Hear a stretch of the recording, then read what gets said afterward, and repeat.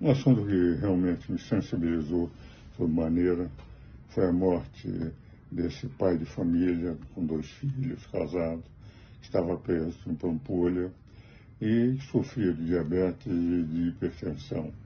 A própria Procuradoria-Geral da República tinha pedido para dar prisão domiciliar para que ele pudesse ser tratado.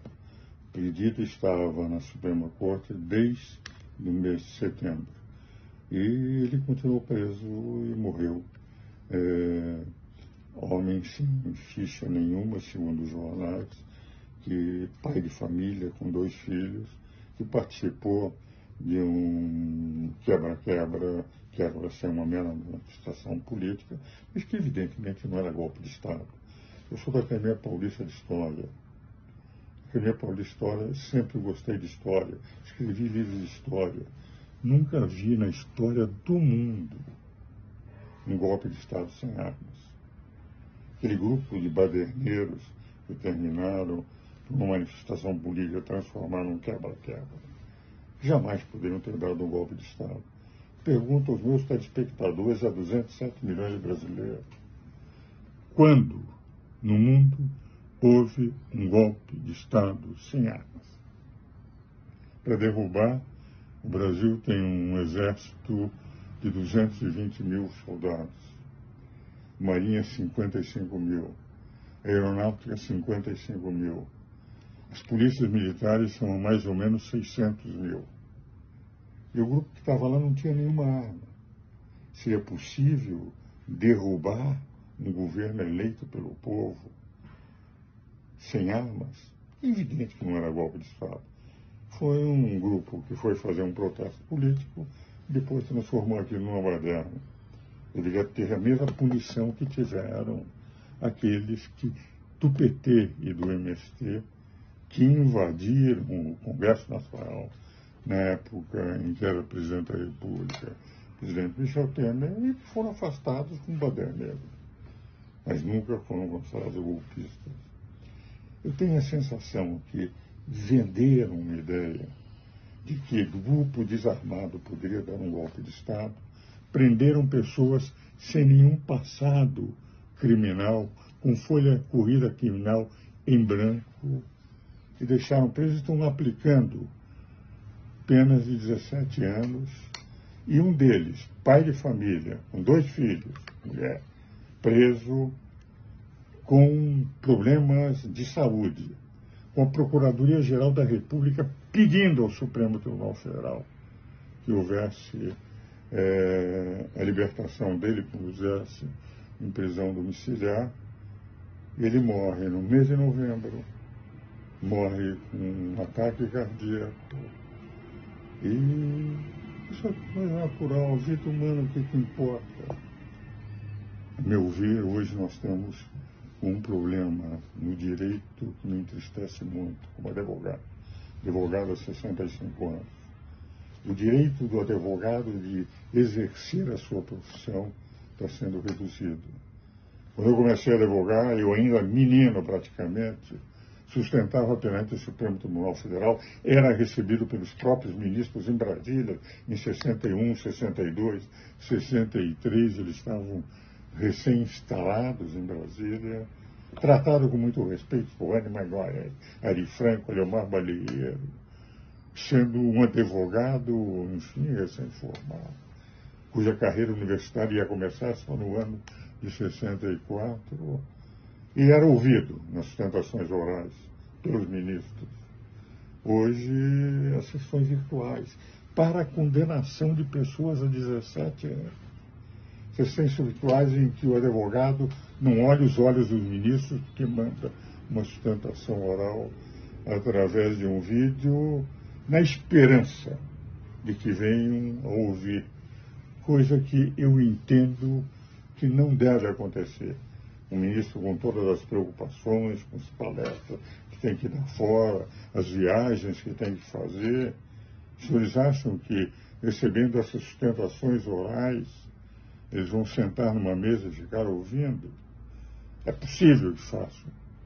Mas muitos advogados têm a impressão de que não preciso. E as próprias declarações, não, o que está escrito não precisa ser dito. Ora, um direito constitucional que é a sustentação oral. E agora, inclusive, um regimento interno mudando esse direito.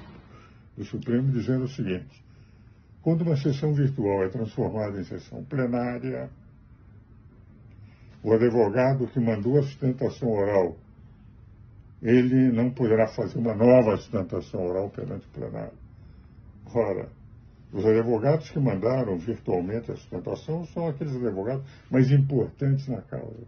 Se não puderem mais falar diretamente, porque os ministros ouçam, quantas vezes eu, no momento que sustentava perante o Supremo, mudava a minha orientação de acordo com a reação que eu ia percebendo dos ministros da Suprema Corte. Aí está a razão da advocacia, aí está a razão da sustentação oral, aí está a razão de convencer todos os ministros no momento que fala e se apresentam os principais argumentos. Isso praticamente está sendo abolido. Porque mesmo quando uma sessão virtual, que hoje predomina sobre as sessões presenciais, ela é feita, é evidente que a sustentação oral não vai ser feita pelos que são os mais importantes advogados, são aqueles que fizeram a sustentação oral, mandando, não tendo a certeza se a sessão virtual poderia se transformar em sessão plenária. E a Ordem tem protestado de uma forma tímida. A OAB do Conselho Federal na defesa do direito à advocacia.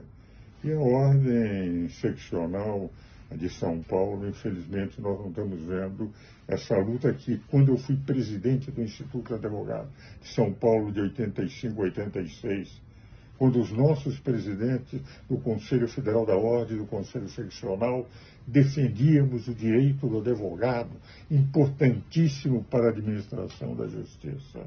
Poder exercer o direito do cidadão, porque o advogado representa o cidadão que está sendo condenado, ou que está sendo acusado.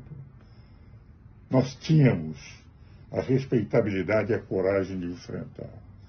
Hoje, o Supremo Tribunal Federal, cuja relação de importância, a meu ver, eu sempre disse isso nas minhas aulas desde 64, o advogado, membro do Ministério Público, magistrado, tem a mesma importância, porque sem nenhum deles não haveria justiça.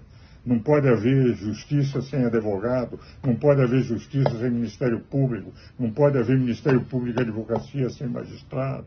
Os três são igualmente importantes para a administração da justiça. Por isso estão no título 4º, no capítulo do Poder Judiciário e as funções essenciais. A administração da justiça, hoje nós estamos tendo um enfraquecimento da advocacia e não se tem tido a coragem necessária daqueles órgãos que representam os advogados de defender a exaustão o direito do advogado, de exercer o direito maior num processo judicial. É que no ponto final do julgamento, poder sustentar oralmente, sendo todos os ministros, todos os desembargadores obrigados a ouvir aquele que está na defesa do cidadão. É o exercício maior da cidadania. É aqueles que defendem o Estado de Direito sem ganhar absolutamente nada, porque o membro do Ministério Público e o Poder Judiciário, para defender a democracia, são pagos pelo Estado. O advogado é pago para o seu cliente para defender a cidadania, mas para defender o Estado de Direito o faz, como sempre fiz, através do meu Instagram, quando era presidente, ou quando era conselheiro da Ordem, presidente de instituições jurídicas e de academias jurídicas, pro bono, porque o patriotismo se exerce por amor à pátria e o Estado de Direito se defende por amor à própria. Talvez no meu estilo, que é sempre um estilo muito mais tranquilo quando faço meus Instagram, mas a morte de um cidadão em que a própria Procuradoria-Geral da República, em setembro, pediu, por causa da sua saúde, que não continuasse detido, me sensibilizou. Me sensibilizou como advogado, me sensibilizou como cidadão brasileiro, me sensibilizou como pai de família, porque eu me perguntaria, se eu tivesse morrido aos 46 anos, com meus filhos pequenos, o que seria da minha mulher para poder tocar sozinha a educação de 6 filhos? Isto é algo que nós temos que refletir seriamente. Nós, advogados na defesa da advocacia, os membros do Ministério Público, para exercer com maior intensidade a sua defesa da cidadania, e os membros do Poder Judiciário, para mais do que fazer justiça, não fazerem injustiça, como aconteceu nesse caso.